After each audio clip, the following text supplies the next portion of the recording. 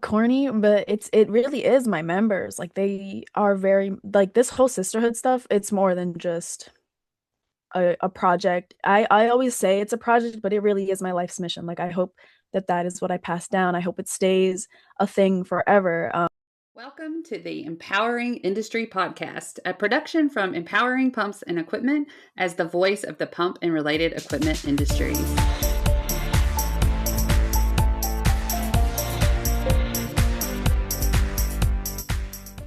Hey, everybody, and welcome to the Empowering Industry Podcast. I'm your host, Charli Matthews-Caruth, and I am so excited to be here with you.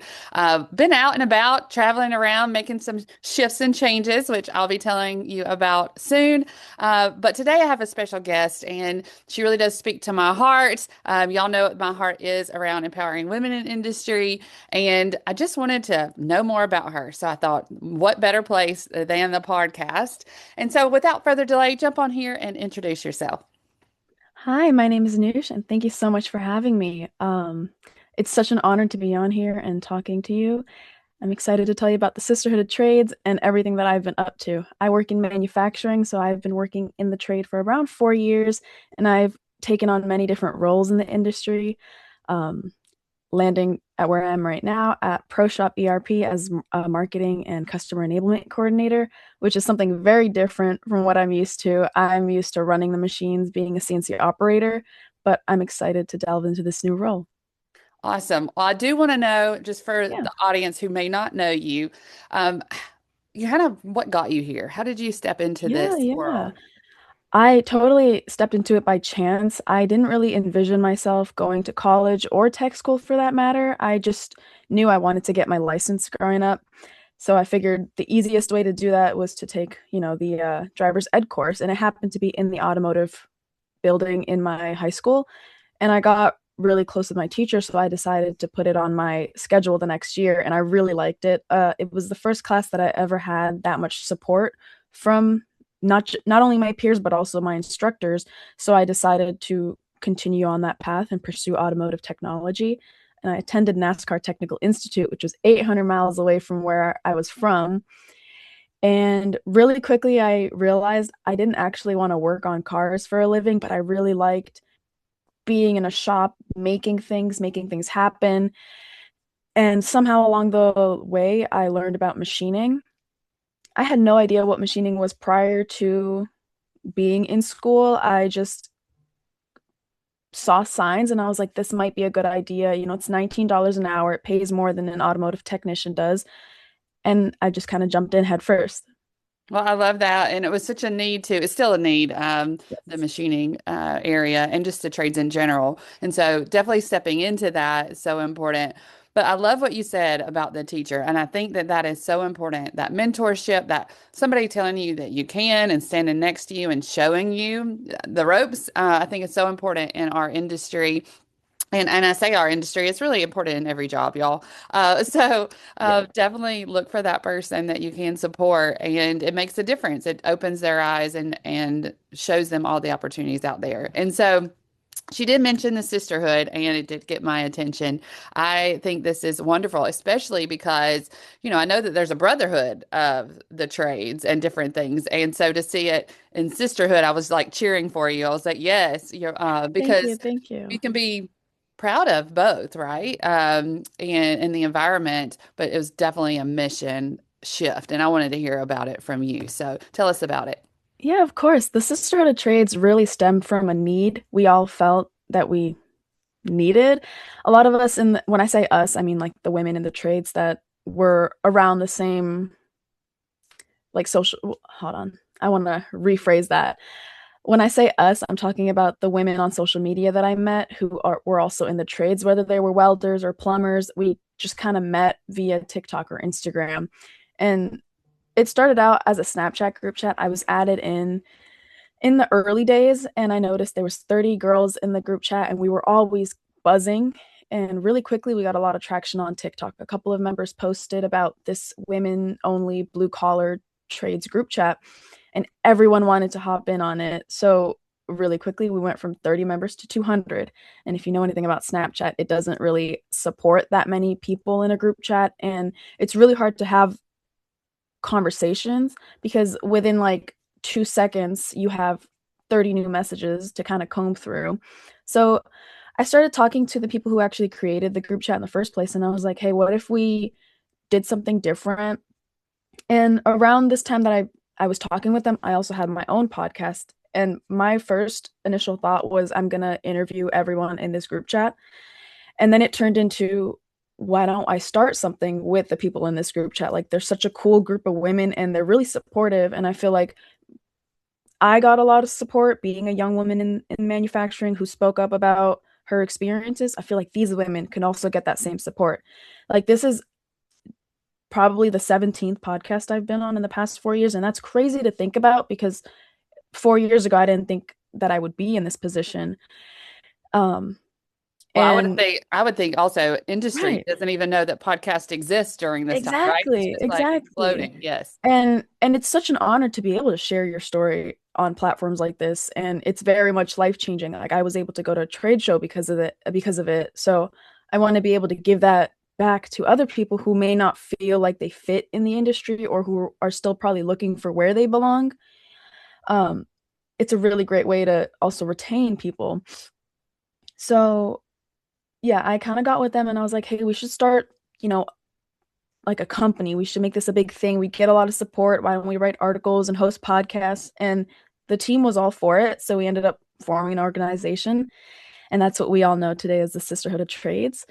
So we not only are a group chat, we're the largest interactive community for women in the trades with over 1,100 members in all 50 states and Canada. We also have members in Australia and Denmark and New Zealand. So that's really cool. We're hoping to keep growing. But the idea is to be not only friends and a community, but also literally sisters, where we bond about things like motherhood and childcare, also the hardships of getting a job. We talk about hobbies and we rant about just honestly anything. So we kind of put an emphasis on the community aspect of the trades. I love that. That was one of my questions. What do y'all talk about in these groups, Oh, right? everything, everything. Yeah, and that's what you want. I mean, just this morning I was thinking, oh, I wish I had somebody I could ask this question to, right, about life and general. And so you need that. And then that's what kind of feeds us and inspires us and drives us to the next level. And so I love it. But I also am like, okay, you had no experience in this and you just start a company. As someone who did that, I got fired and started a company, and I needed to do it within 2 months. So I'm Oh, like Googling. I'm curious about you. How did you kind of have that knowledge and just, I guess, how did you get started? podcasting and mentors, actually. So I am a chronic podcast listener. I have a problem actually. So the Making Chips podcast is one of my favorite podcasts. It's like basically all things business and machine shop, but they teach a lot about leadership and ethics and just how to properly lead someone in the right direction, you know? And that's a lot of the lessons I took and am implementing within our group. And then same with a lot of my mentors that I met on LinkedIn. I learned basically everything that I'm doing within the group through them about marketing or about communication, about even about contract writing. Like I didn't know how to write a contract 2 years ago, but last year I had to figure out how to write a contract. And this year I'm helping out other people with their contracts. A lot of it also stemmed from just like a need. Like I figured if we're going to be writing podcasts, we would need like a media kit. And so now, in addition to having our own media kit, I also help other content creators like in the blue collar industry with their media kits, just because I know that that is something that a lot of people struggle with. And it might be helpful just to have that out of the way. Absolutely. I And hope that answered your question. it did. And it Okay, also perfect. makes me think about how just your journey, and now you are in a marketing position. And that is because you have learned these skills along the way. And I guess what is your favorite part about that? I know there's a technical side of marketing. I try to stress that to everybody who thinks, oh, they just make it look pretty. There's a There is a skills, technical right? side to it. Yes. And I'm learning that all right now, which I'm really grateful to be learning that. The most fun part, I think, I am a yapper. I love networking. I love figuring out why people do the things that they do. So I really love the people aspect of it. And I think that's probably why I started a podcast. Like I love hearing why you chose this path and like what other obstacles were in your way, how did you overcame them? Like it's just really inspiring. And I hope that comes off to other people when I talk to them. Absolutely does. And if nobody's told you this yet, let me tell you, you are a leader. You are Thank doing it you. right now. And I am just, yeah, the honor is mine to be able to interview you and just see that, it's inspiring, right? It's also like, um, this kind of ripple effect that you see in industry with women supporting each other. I'm getting teary-eyed. I No, got I'm not gonna tears, lie, right? so am I. Like I heard you sniffle and I was like, oh, I kind of started You can thinking feel it. You about can feel it. I started thinking about a couple of our members who like when I first met them, they were very uncomfortable and not very open. And in the past month, a lot of them have been reaching out just in the group chat saying like, "Hey, I messaged my boss about attending my first trade show. Like, hopefully I get to do it." And like you see within just 6 months, like this young woman changed so much and found her footing. And then she says it's all because of our group chat. No, no, it's all because of you. But like that is just a testament to how important a group chat like this is. It Wow, is. I didn't think I was gonna get emotional, but like But it is. It is so true. And you to be able to see people develop and it's simple, right? Sometimes it's just saying, yes, just go ask them. They're going to say yes. You know it. You've seen it example after example, but they're maybe a little timid to go and ask a boss to go to a trade show or don't necessarily see their value in going and experience this personal development or networking. And so to be like, no, this is really good for you. And it makes me think of, we have a fashion show that is specifically to highlight PPE and what women in industry look like. So everywhere from business suits to hard hat and steel to boots, right? And I've seen so, it. We're obsessed with it uh, actually. Like we talk about it a lot. We're like, oh, this is like something we need to like yes, so show be there. up to. It's so crazy. Well, we're going to be in New Orleans September 30th Okay. for 2026. So y'all Okay. put that Marking on. it on our calendar. I know Yeah. we have some Louisiana members too, so Yeah, you tell them just suit up and come on and we'll walk the fashion show runway. But the big thing about that is to watch somebody at the beginning of conference, kind of timid, doesn't really want to talk to people yet, and then be walking the runway by the end of the night. That is one of the most beautiful things that you can tell in one day, right? I can watch right. and pick up on. So thank you for that little mention there. I loved hearing that y'all are doing that and seeing that. And hopefully it inspires you to like be yourself right where Yes. you are. And that doesn't mean one thing like you going from the trades into really still in the trades, but into marketing side of that too. We're not just one little, job or one Yeah, there's little not just one box. path. Yeah. Right. Life is full of so many twists and turns, so you might as well just go with it and follow as many as you can. Well, what keeps you still passionate, motivated to continue in this work? It's so corny, but it really is my members. Like they are very like this whole sisterhood stuff, it's more than just a project. I always say it's a project, but it really is my life's mission. Like I hope that that is what I pass down. I hope it stays a thing forever. Seeing my members and like their lives change is really impactful. And then also I also get to meet really cool women. Like I just met a millwright on Sunday, which I don't know when this podcast will be out, but I met her on Easter and it's crazy to think that like I'm friends with a millwright, someone who's really literally like building the world underneath my feet, you know what I mean? Or I get to be really close partners with a steam fitter in Toronto, Brooke, which is one of our admin team members, who is one of our admin team members, and it's the relationships that I've made and built from this group chat is insane. Like if you really think about it, I met these girls from social media and they're some of my closest friends now. Actually, they are my closest friends now. Well, I Um, can't wait for you to get together with them in yes. person. So I've been doing this for 20 years in the pump industry. I've everything from sales, marketing to owning my own business. And what I would always, I think it was 2008 actually, when I created a LinkedIn group.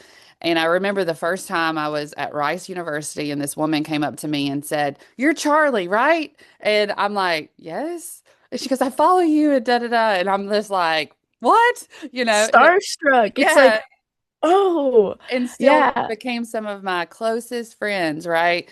So it's almost like a reverse. Normally, you kind of meet and connect in person, and then you get a social media following, or connect through social media. But it's the It's opposite. the And opposite. Yeah, and it's a crazy feeling because it's like I feel like I've known you for a while. Like I know the nitty-gritty of your work life, and right now I know a little bit of your home life too because we talk about that in the sisterhood.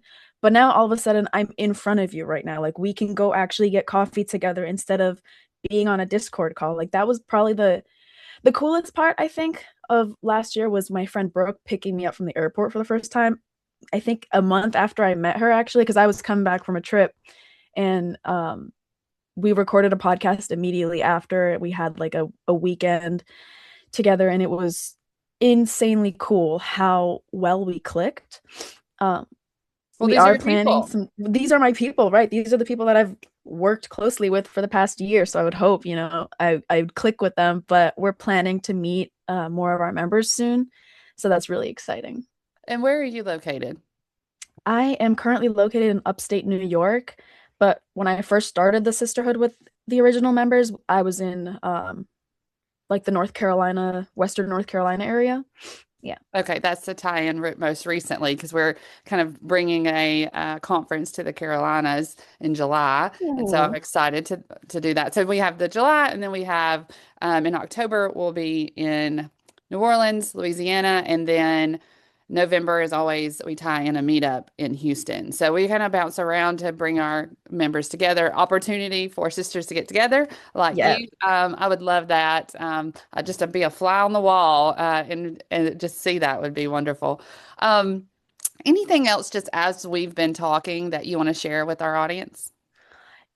Yeah, for sure. If the audience was ever curious of what the sisterhood is up to, we do have a website. Just look up the Sisterhood of Trades and it'll come up. We have a blog we update every week.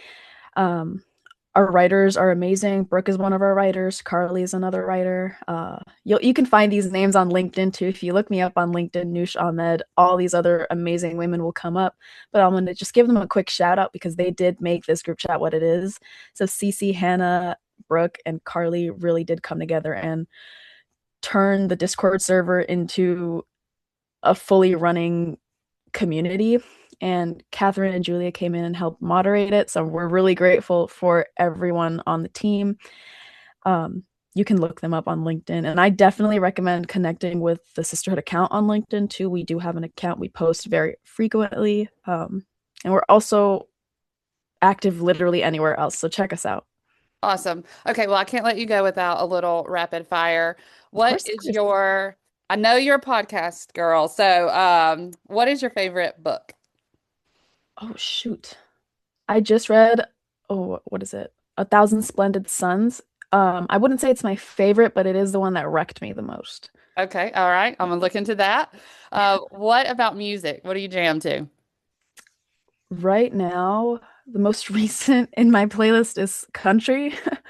But I usually kind of mix between different like countries Genres. Yeah. music. Well, I was Yeah. gonna say, well, you're in the Carolinas, so you gotta have a little country A down little there. country, Yeah. exactly. What about okay, what is the best advice that you've ever received? Take notes on everything. Okay, all right. And she does that through podcast listening. So you listen to it. Are you there with like a journal and everything, or are you like you're just consuming it? Okay, yep, I I knew am there it. with the journal. And like, so next True week we'll marketer. be, yep, next week we'll be attending a conference and I'm going to be there with that same journal taking notes on every single panel. So All right. So if you could talk to a woman coming into the trades, what would you tell her?